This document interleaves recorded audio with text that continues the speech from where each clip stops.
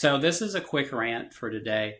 I was doing some research on my Mother's Day episode, and I came upon some things that kind of irritated me. I get a lot of comments that people appreciate my sort of laid-back style, and I'm not ranting or yelling or anything. So I hope I don't alienate anybody with this. It's this constant sort of manipulation of brands that market and have convinced us somehow that what they are giving us is somehow of excellent quality.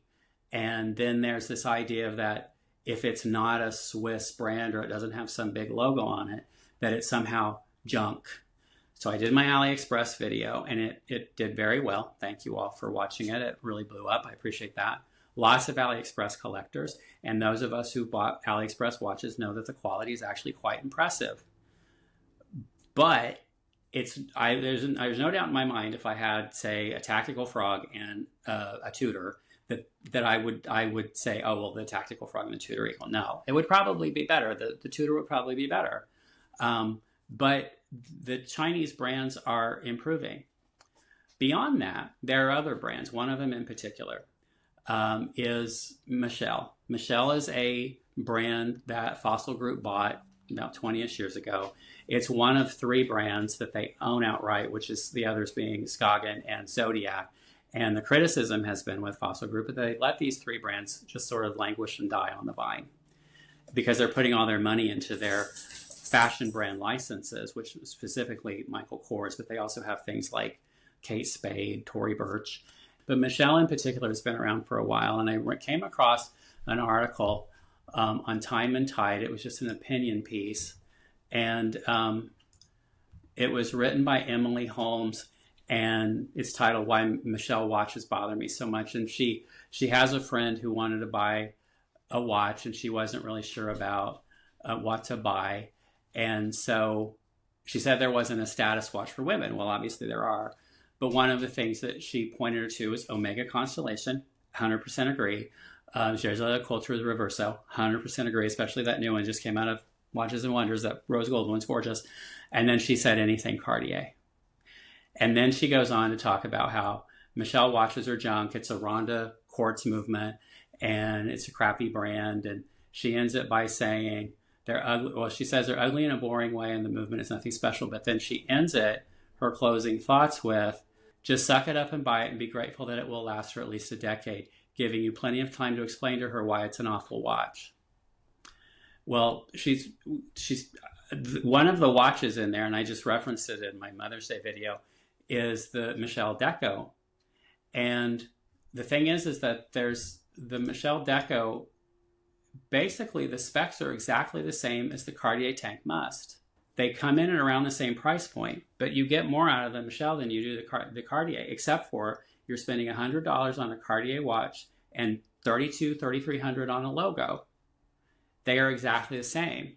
And I just get so irritated when people in the watchmosphere just lick these brands' boots when they don't really offer that much value. They're riding on reputation.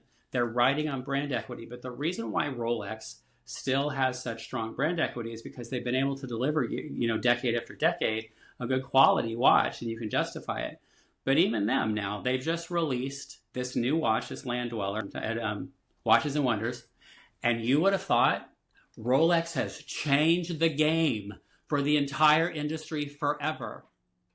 It is an homage watch to the Tissot PRX with a chicken wire dial.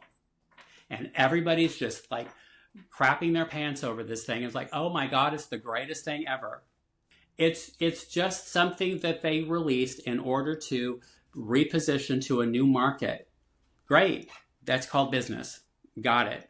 But why is everybody just bowing down to this watch like, oh my God, it's so wonderful? It's a Rolex. Yeah, it's going to be a nice watch, but it wasn't like the greatest thing ever. They haven't really blown the world up with this new watch. There's nothing particularly great about it. There's nothing particularly new. There is some things in the movement that are different, and okay, great. But it just blows my mind that we keep doing this. This is the reason why I started this channel. Because when Nico Leonard is calling Bulova shite, and then turns around and says he would buy Seiko Citizen and Tissot, They all have the same business model. All of them have the same business model. Cast the widest possible net. All 4 of them start at a very low price point and go up really high. All of them do this. There's no difference. And so, yeah, they all have the mall brand, right? They all sell it like this low end at Walmart and Kohl's here in the United States. But they also then go into stores like Macy's, and then they go broader. And then some of them are in watch stores and very expensive. It's just this sort of snobbery and this attitude that if it's not the Holy Trinity, and it's not Rolex and it's not Cartier, then somehow it's just junk. And that's what I was hearing in some of the comments, not very many, but on comments on that AliExpress video was, oh, you just bought a bunch of junk.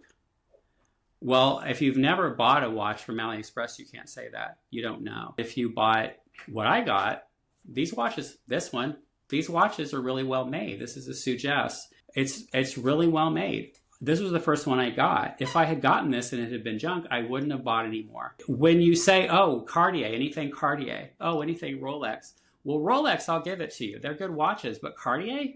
Even the Tank Louis is a mineral crystal in quartz. It's just in gold. I think we need to stop and think about what exactly what we're buying. If you want to buy Cartier, I know that brand has value. I'll give you that. But know what you're buying. Don't go to another brand that doesn't have the brand equity that Cartier has and say it's garbage, when the specs are exactly the same. And the brand that doesn't have the equity put it in 14 karat or 18 karat gold plate and covered it in diamonds. And then just say, oh, they're crappy diamonds. Okay, how do you know that? Right? So that's sort of my rant for the day.